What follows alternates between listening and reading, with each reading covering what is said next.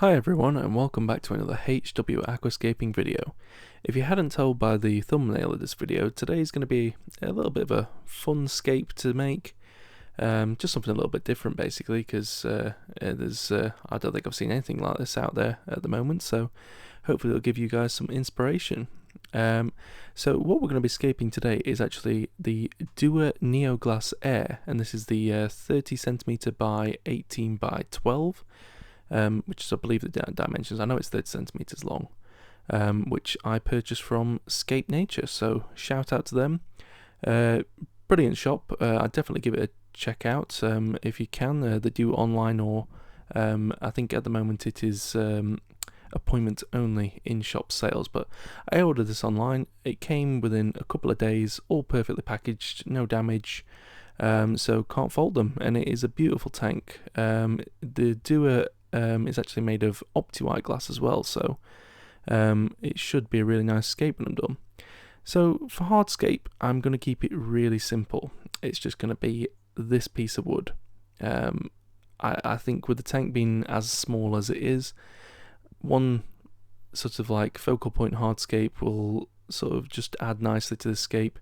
As you can see, you've got area to plant down the back, and it leaves a nice open foreground as such to place our special surprise, which you'll see later on. But yeah, obviously the piece of wood's really nice. It's got a big hole in the middle, so I can put some plants in there. I can put plants all over the wood, plants at the back. And what I'm going to do is I'm going to actually put some of this, which is the JBL volcano mineral. It's basically just crushed up lava rock, essentially, into like little sorts of small chippings. It's really good stuff. Obviously, it's going to help provide some home really to for sort of bacteria, which will be able to help keep the water nice, because I'm going to try and see if it's possible to do a non-filtered fish tank. I'm not promising anything, but hopefully if it does work with the plants and everything, I'll be able to have just a couple of fish in here just to make it look really nice. But yeah, as you see, I'm just going to put some of this down the back area. It's also basically just to raise it up as well, so it's going to create a nice area for the plants to plant into, as well as keep it all nice and contained. So you just scoop it away from the glass and make sure it's all nice and wedged in.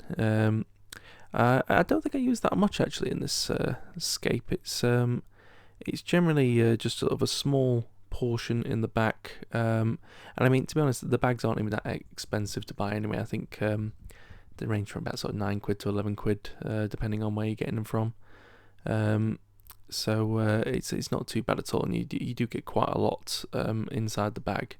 So yeah, I've never used this product before, so I'll give you updates either on my Instagram or on here if you want to know any more. But yeah, there you go. There you can see is the little mounds that I put at the back. I've also put a little bit in the hole in the wood as well, just to basically keep the wood in place whilst I'm putting the soil and everything in. I have already tested the piece of wood to see if it sinks. I just dropped it in my freshwater reef aquarium, and it sank straight away. So I'm quite happy with that. Because the one that I'm going to be using for the new shrimp tank, even though it's a much bigger piece, it's floated, believe it or not. So I'm really happy that this piece sank straight away. And now what I'm going to do is I'm just going to put a bit of aqua soil. So I'm going to use my trusty jug and just pour a little bit onto the back, and keep on doing this until the back is basically filled. As far as we can go up to the top, I don't want to go too high with it.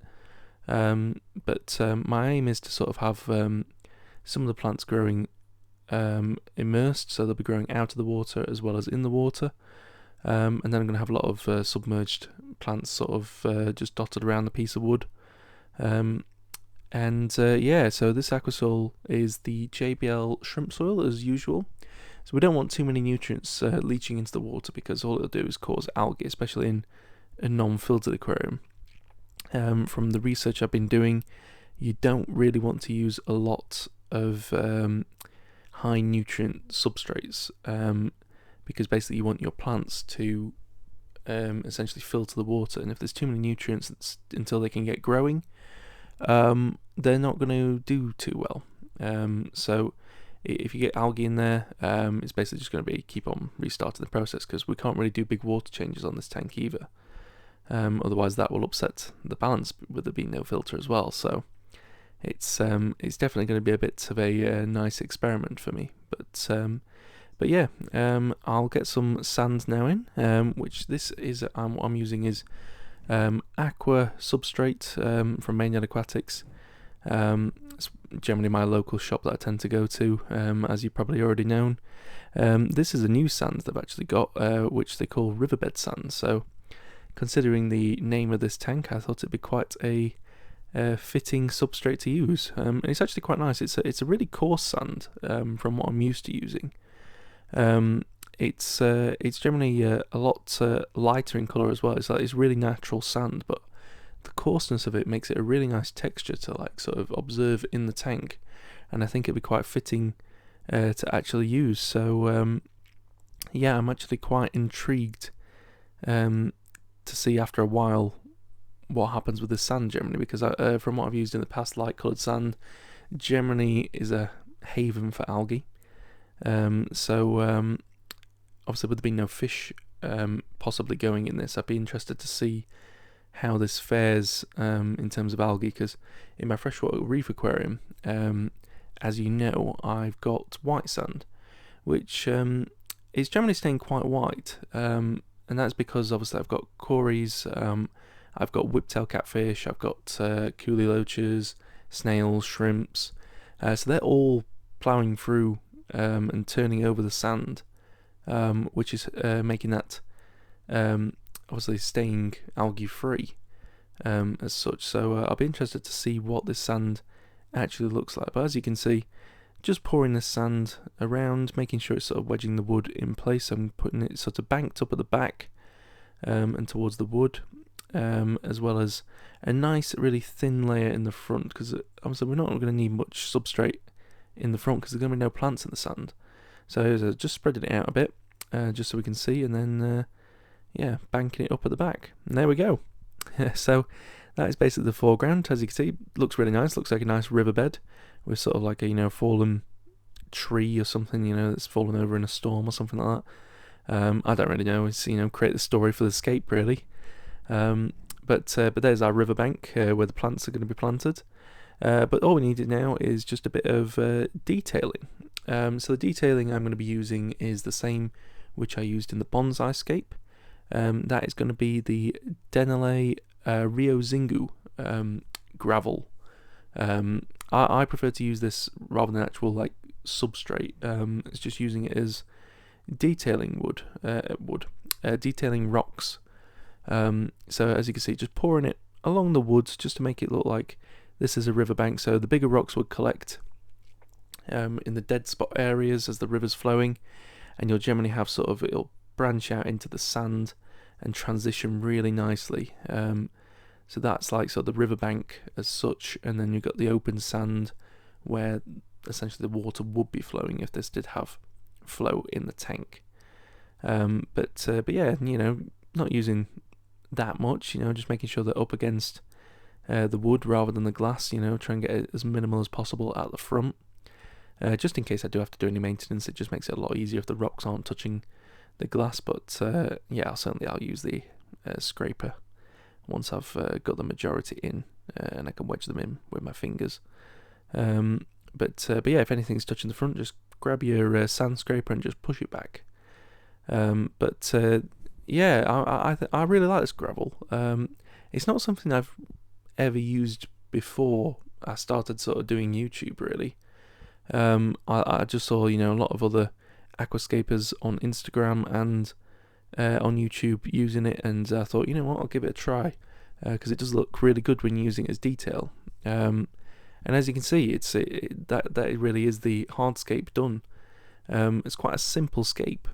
It's just one piece of wood, bit of lava stone, bit of aqua soil, bit of sand, and then a bit of detail gravel in. Done. Really minimalistic, and a really sort of affordable scape to do. You could do this with any scape. And then we're moving on to the plants now. So the plants that I'm using are actually from the old bonsai scape. So we've got a mixture of Taxiphyllum barbary or Java moss, Anubias nana bonsai, Bacopa caroliniana, and a mixture of Rotala hatera and Rotala rotundifolia. They're basically just taken from the old scape, which is why some of them are looking a bit scraggly, but I'm hoping that they will bounce back, because they've basically just been floating around the new Denelay cube. Before I've scaped that, they've just been floating around the surface, so not really much I can say on that in terms of quality, but I'm hoping that they do start growing, and that I do know that the Bacopa does actually flower once out of water, so that'll be interesting to see if that does flower. And here is the surprise. If you generally didn't guess by the thumbnail, this is the Baryonyx river. So quick backstory is I generally am quite a huge fan of dinosaurs. Always have been since being a little kid. Favourite films are the Jurassic Park film series. So I thought, you know what, it'd be really fun to mix both my passions together, which is fish keeping, aquascaping and dinosaurs. So there is Barry.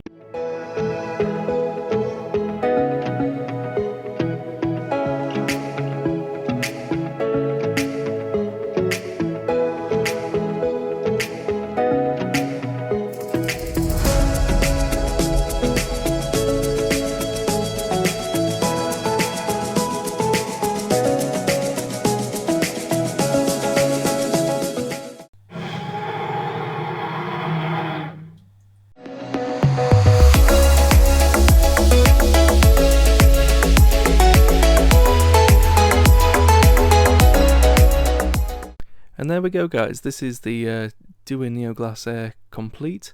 I hope you've enjoyed this video. You know, it's something a bit different, but if you have enjoyed it, please hit that like button, and please drop a comment if you want, if you've got any suggestions for this scape. And also, don't forget to hit that subscribe button, hit the bell so you get notified whenever I'm updating new videos, new content. I've got lots of work planned in the near future, so yeah, it's definitely a good time to be sticking around. So, as always, hope you've enjoyed this. I will catch you in the next video. See you later.